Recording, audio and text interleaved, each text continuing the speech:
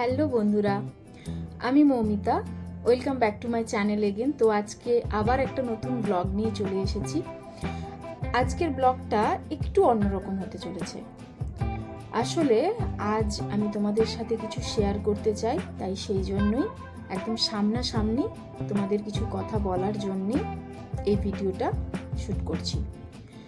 তোমরা সকলেই জানো যে বিয়ের পরে আমি দিল্লিতেই থাকি, আর আমার হাজব্যান্ড কর্মসূত্রে এখানেই থাকেন। তো এখানে বিয়ে হয়ে আসার পর আমি এই রুমটাতেই পেছনে, মানে যেখানে এখন এই মুহূর্তে বসে আমি ভিডিওটা করছি, এই রুমেই প্রথম এসেছিলাম। তাই এই 1 বছরে এই রুমের সাথে আমার অনেকটা স্মৃতি জড়িয়ে আছে, অনেক রকমের এবং অনেকগুলো স্মৃতি।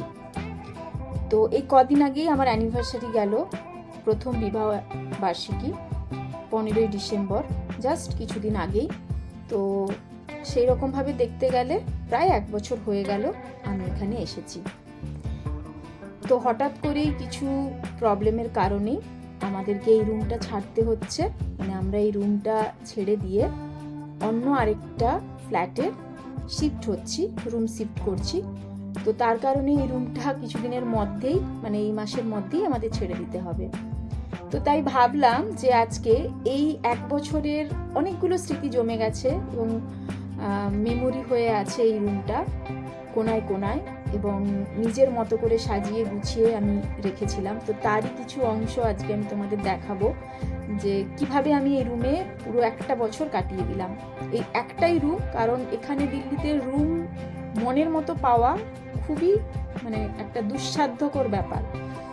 হ্যাঁ, তো সেই জায়গাতে দাঁড়িয়ে মোটামুটি দিল্লির, সাউথ দিল্লির একদম জমজমাট একটা জায়গাতেই আমরা রুমটা নিয়েছিলাম, মুনিরকা ভিলেজ, একদম জেএনইউ ক্যাম্পাস, জওহরলাল নেহরু ইউনিভার্সিটির যে ক্যাম্পাস তারই পাশে।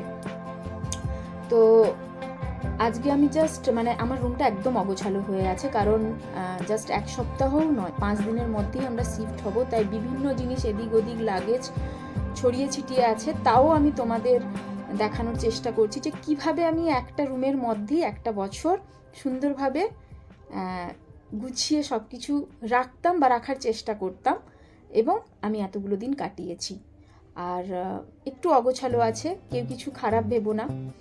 আর আরেকটা কথা, যে আগেও আমার যে অনেক ব্লগে আমি তোমাদের সাথে আমার এই রুমের বিভিন্ন কর্নার বা বিভিন্ন জায়গা আমি শেয়ার করেছি, অনেকগুলো ভিডিও করেছি। তোমরা যারা দেখোনি তারা অবশ্যই সেই পুরনো ভিডিওগুলো দেখলে বুঝতে পারবে। তো চলো আজকে আমি তোমাদের আমার রুমের কিছুটা অংশ দেখানোর চেষ্টা করছি।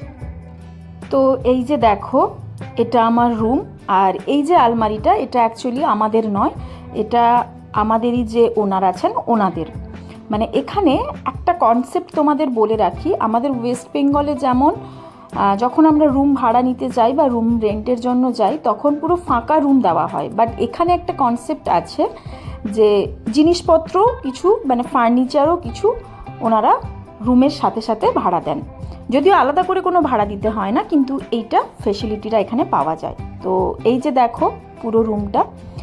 আর একটা কথা বলি, যেহেতু রুমটা একদমই ছোট ছিল, সেই জন্য আমরা খাট, মানে বেড কিনেছিলাম না, আমরা নিচেই যে মোটা তোষক হয় বা মোটা গাদ্দা হয়, সেগুলো ওপরেই বিছানা করে শুতাম। এই যে দেখো বিছানাটা, তোমরা দেখলেই বুঝতে পারছো। আর চারদিকে জিনিসপত্র একদম অগোছালো হয়ে আছে, তাই প্লিজ কেউ খারাপ কমেন্ট করো না। আর যেহেতু শ্যুটটা আমি একদম সন্ধেবেলায় করছি, তাই জানলাটা লাগানো আছে। এই সামনেই যে জানলাটা দেখলে, ওটাই একমাত্র জানলা, এবং সাইডে ছিল বাথরুম। আর এই যে এই ছোট্ট জায়গার মধ্যেই আমি আমার ঠাকুর রেখেছিলাম। এখানে অনেক ঠাকুর রয়েছে, শ্রীকৃষ্ণ, রাধা, তারপর মা সরস্বতী, বাবা লোকনাথ, তারপর জগন্নাথ দেব, বলরাম, সুভদ্রা, শিব ঠাকুর, সব কিছুই। আর এই যে দেখো, আমার এই আলমারিটার ভেতরের থেকে সমস্ত জিনিসই প্রায় আনলোড করা হয়ে গেছে এবং প্যাকিংও প্রায় কমপ্লিট। শুধুমাত্র আমার হাজব্যান্ড আর আমার কিছু প্রয়োজনীয় ডকুমেন্টস রয়ে গেছে, সেগুলো সময় মতো গুছিয়ে নেব। আর এই যে ব্যাগটা রয়ে গেছে পুরো ফাঁকা, দেখতেই পাচ্ছ, কিছু ছোটোখাটো জিনিসপত্র রয়েছে। তো আর এই যে এই কর্নারটা হলো আমার রান্নাঘর।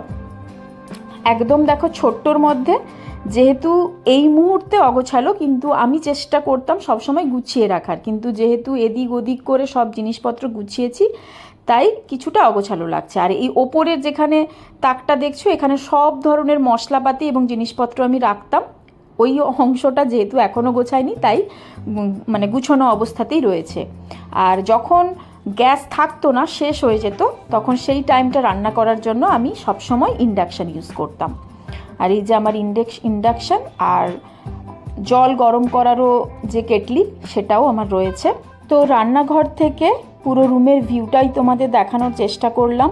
আর এই নিচে কি বলবো, সব মশলাপাতি, চাল ডাল আটা, এই সমস্ত জিনিসপত্র। আর হ্যাঁ, সাথে যা যা ইলেকট্রনিক্স বা যে সমস্ত ঘরের সরঞ্জাম কিনেছি তার সমস্ত প্যাকিং, মানে খাপ বক্স সব কিছু গুছিয়ে রাখা ছিল, নইলে সত্যিই খুব প্রবলেম হতো। তো তোমাদের আমি দেখানোর চেষ্টা করলাম একদম ছোট্ট ভিডিওর মাধ্যমে। তো এরপরে আমি যেখানে নতুন রুমে শিফট করছি সেখানে গিয়েও আমি তোমাদের কিভাবে আমার নতুন রুমটা গোছালাম, নতুন ঘরটা গোছালাম, সেটা অবশ্যই শেয়ার করব। আর অবশ্যই তোমরা যদি আমার ভিডিওটা ভালো লেগে থাকে তাহলে সবার সাথে শেয়ার করো, লাইক করো, কমেন্ট করে জানিও, এবং যদি মনে হয় তাহলে অবশ্যই চ্যানেলটা সাবস্ক্রাইব করো। আর হয়তো রুমটা অগোছালো ছিল, মানে আছে, কারণ কিচ্ছু করার নয়, এখন সব কিছু প্যাকিং করা চলছে, তাই সব এদিক ওদিক বার করানো আছে, সমস্ত ট্রলি ব্যাগ জামা কাপড় যতটুকু পেরেছি গুছিয়ে নিয়েছি। আর আসবাবপত্র যেগুলো আছে জিনিসপত্র, সেগুলো কিছুটা গোছানো বাকি। শেষে শুধু একটা কথাই বলতে চাই, যদি আমার এই ভিডিওগুলো তোমাদের ভালো লেগে থাকে তাহলে অবশ্যই সবার সাথে শেয়ার করো। আর তোমরা যত বেশি করে আমায় সাপোর্ট করবে তাহলে আমি তত বেশি করে ইন্সপিরেশন পাবো নতুন নতুন ভিডিও বানানোর আর সামনের দিকে এগিয়ে যাওয়ার। তোমরা ছাড়া আমি যতদূর আসতে পেরেছি সেটাও আসতে পারতাম না, তাই তোমাদের এই হেল্প, সাহায্য অবশ্যই প্রয়োজন। আজকের ভিডিওটা এই পর্যন্তই। তো অবশ্যই পরে আবার নতুন একটা ব্লগে নতুন ঘরে দেখা হচ্ছে।